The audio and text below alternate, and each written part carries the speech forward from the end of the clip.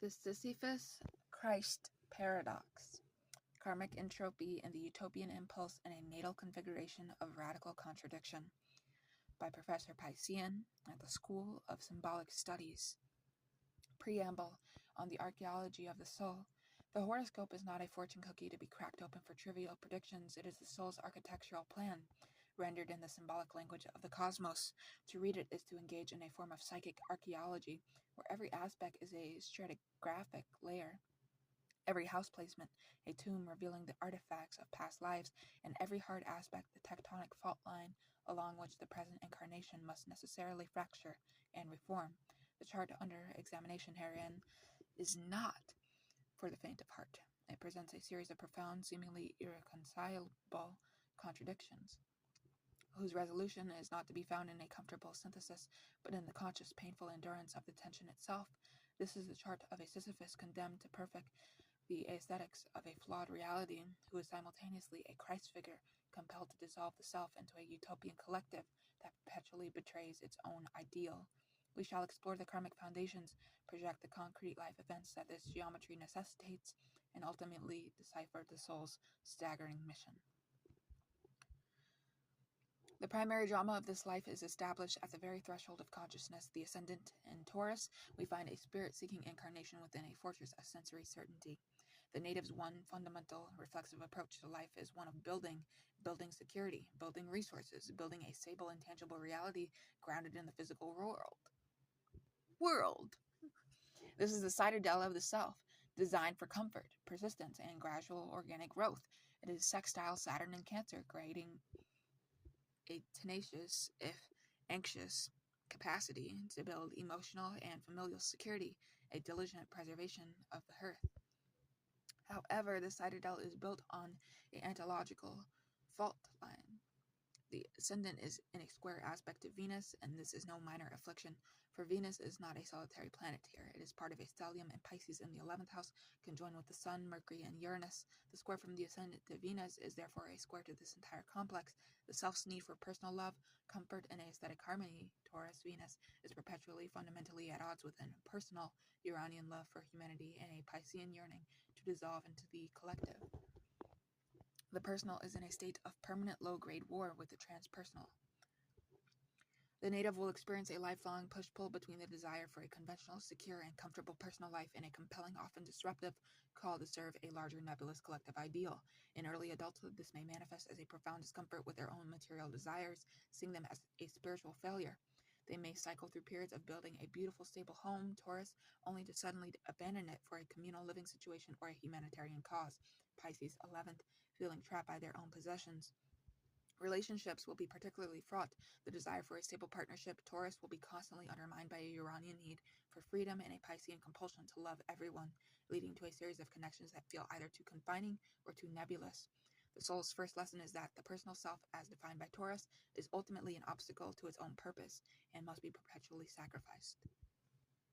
The karmic narrative, as revealed by the lunar nodes and the moon itself, is one of immense sophistication and profound entrapment. The south node Ketu is in Libra in the 6th house, conjunct a full moon and Jupiter. This is not the chart of a mere servant or a menial laborer from a past life. This is the signature of a courtier, a high-ranking diplomat, an arbiter of taste, or perhaps the master of rituals in a temple of Venus. Their identity was entirely subsumed by a role within a highly codified aesthetic and relational system. Their worth was derived from their ability to maintain balance, harmony, and beauty within the daily machinery of an institution. Sixth house. The conjunction with Jupiter suggests this role carries significant privilege, status, and perhaps a philosophical or legal dimension. However, this was a gilded cage. The full moon illuminates the culmination and the exhaustion of this path. The moon squares Mars in Capricorn, indicating that this role was one of profound, repressed frustration. Actions, Mars, were constantly frustrated by the demands of diplomacy and appeasement. Libra, they were forced to swallow their ambition and rage to maintain the peace. The node squares Saturn in Cancer further reveals that this repression was tied to familial, clan, or national loyalty. Saturn in Cancer, a duty that felt like a chain. The native will be born into circumstances that mirror this karmic residue. They may be born into a family or a social class that places a high value on appearances, manners, and keeping up relationships. Their early life will be a series of gilded cages being streamed into prestigious but soulless professions, law, diplomacy, high finance, or entering relationships that are aesthetically perfect but emotionally sterile, all while feeling a deep, inarticulable rage. Moon square Mars. A pivotal life-altering event will occur around their first Saturn return, aged 28 to 30, triggered by the Mars and Capricorn ninth opposition to Saturn and square to Jupiter.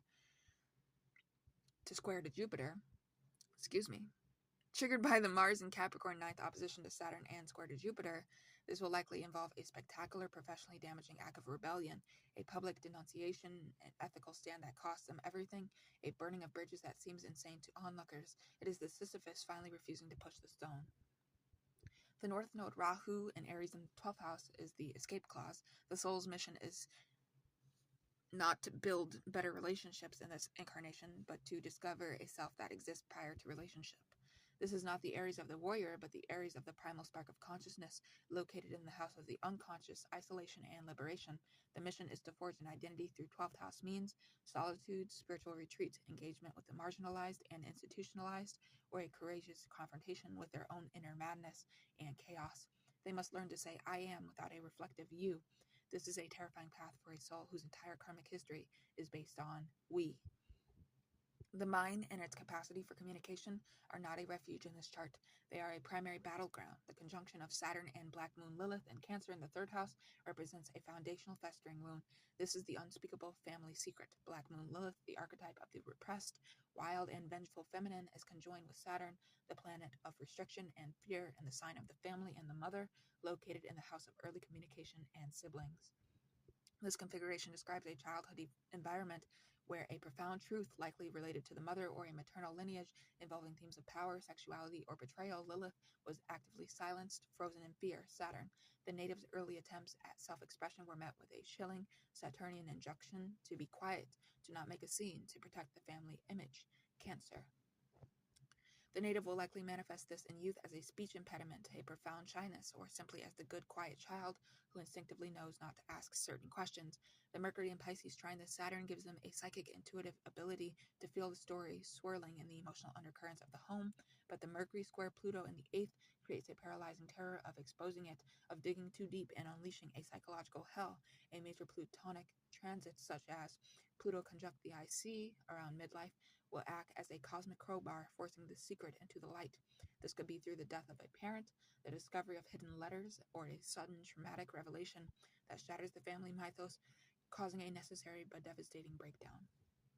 The mission is to become the archivist of the family shadow. Using the Mercury trine Saturn, they must give a structured, tangible form, Saturn, to the formless horror, Lilith, Pluto. They are compelled to testify. This could manifest literally as writing a memoir, a novel, or a historical study. It could manifest as becoming a therapist specializing in familial or ancestral trauma. Their Chiron in the 10th house is activated here. Their public wound and their public healing are inextricably linked to giving voice to that which has been silenced. By speaking their family's unspeakable truth, they heal not only themselves but the collective lineage they represent.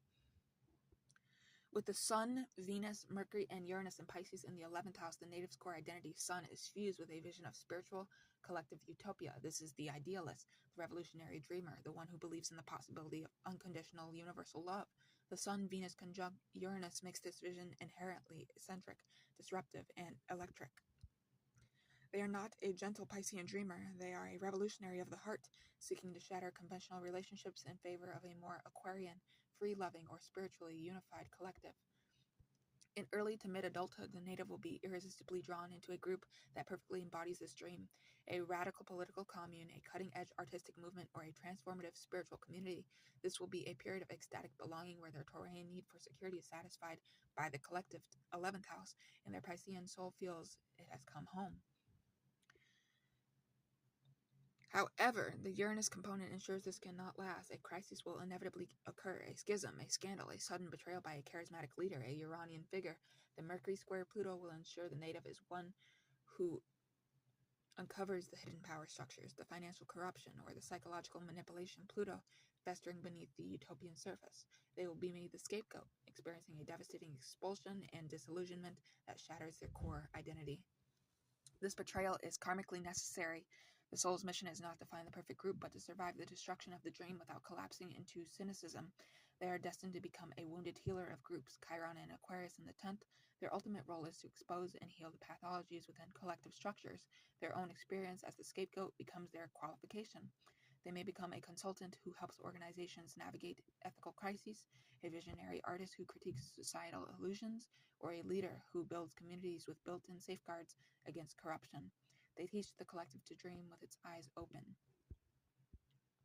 The T-square between Mars and Capricorn, 9th, Saturn in Cancer, 3rd, and Jupiter in Libra, 6th, forms a brutal configuration for worldly conventional achievement. Mars, in its exaltation in Capricorn, burns with a desire to build an enduring legacy, a philosophical empire, a name that will last through the ages.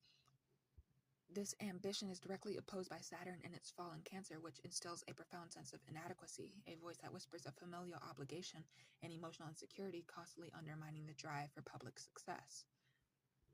The native will likely embark on a traditional ambitious path, perhaps in academia, law, publishing, or international business, 9th house themes. They will work on all of these things with Martian diligence. However, they will be met with catastrophic public failures orchestrated by this T-square. This could be failing crucial professional examinations, Saturn opposing Mars, being publicly passed over for a deserved promotion in favor of a less qualified but better connected rival, Jupiter and Libra square both, or having a major philosophical work or project rejected in a humiliating fashion. The Mars square Jupiter specifically points to failures rooted in overexpansion, ethical missteps, or simply backing the wrong horse in a partnership. This failure is the key to their true destiny. It is the universe's violent method of breaking the natives' attachment to the Capricornian model of success, forcing a complete redefinition of their philosophy, 9th house, and public role, midheaven. Their true success is hinted at by the Jupiter trine Neptune from the 6th to the 10th. It lies not in personal status, but in inspiring others, Jupiter, through their visionary ideals, Neptune, and their public work in healing, Chiron. The midheaven in Capricorn, tenated by Neptune and Chiron in Aquarius, confirms this. Their public destiny is to be the wounded healer, Chiron of the societal structure, Capricorn. Using visionary Neptune and futuristic Aquarius means they do not climb the mountain, they become the mountain that others pilgrimage to for healing. The MC trine moon offers a final clue. Their true public nourishment comes not from accolades, but from emotionally nurturing the collective through their wounded, compassionate presence. The individual born under this chart is not meant to solve their life. There is no comfortable resolution to the war between the Taurus self and the Piscean soul, between the Libran past and the Aryan future, between the traumatized mind and the testifying voice. Their purpose is far more profound and far more arduous, to live the contradiction itself as a sacred text. They are the crucible in which the tension between the personal and the collective, the structured and the dissolved, the karmic debt and the evolutionary imperative is held at an almost unbearable intensity. Their life will be a series of spectacular failures, painful betrayals, and existential crises, each one perfectly designed by the cosmos to sandblast away the illusion of a separate, secure self. They are Sisyphus, yes, but one who is gradually learning that the purpose is not to reach the top of the hill, but to find God in the strain of the muscles and the cool touch of the stone. They are Christ, yes, but one who is crucified not on a single cross, their arms stretched between the Taurian earth and the Piscean heavens. Their ultimate contribution to the human tapestry is not a solved life, but the profound, unsettling energy generated by their glorious, tormented, and ceaseless becoming.